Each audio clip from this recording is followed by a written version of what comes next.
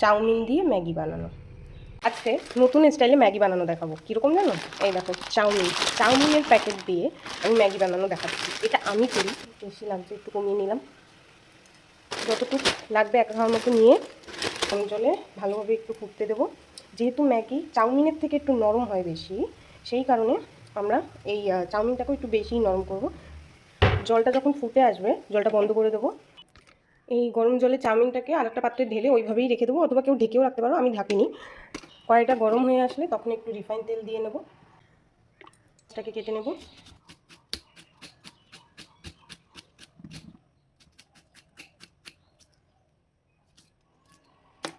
এখন কড়াইতে দিয়ে দেবো পরিমাণ মতো নুন, আবার একটু নাড়িয়ে নেব।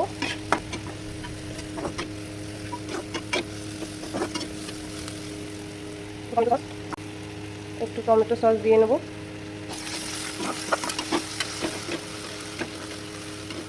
একটা ডিম দিয়ে নেব।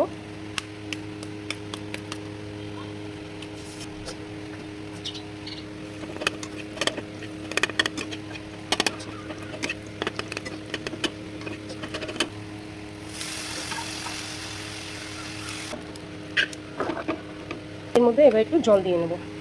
এই যে জল দিয়ে দিলাম। এবার জলটা দিয়ে এবার কিছুক্ষণ এটাকে ফুটিয়ে নেব।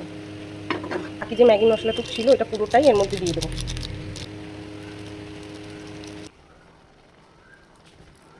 এই যখন এর মধ্যে জল থাকবে সেই সময় আরেকটা ডিম নিয়ে ভেঙে এইভাবেই কাঁচা অবস্থায় দিয়ে দেবো। এইটা এবার ধীরে ধীরে এই গরম জলটার মধ্যে যতক্ষণ ফুটবে ততক্ষণে ডিমটাও সিদ্ধ হয়ে যাবে।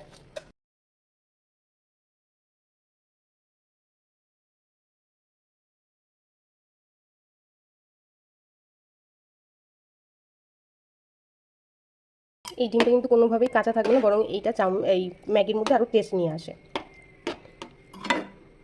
অনেকের মনে হতে পারে কাঁচা আছে বা গন্ধ আসছে, সেক্ষেত্রে তোমরা ম্যাগি মশলা আরেকটু দিয়ে দিতে পারো, তাহলেই হবে।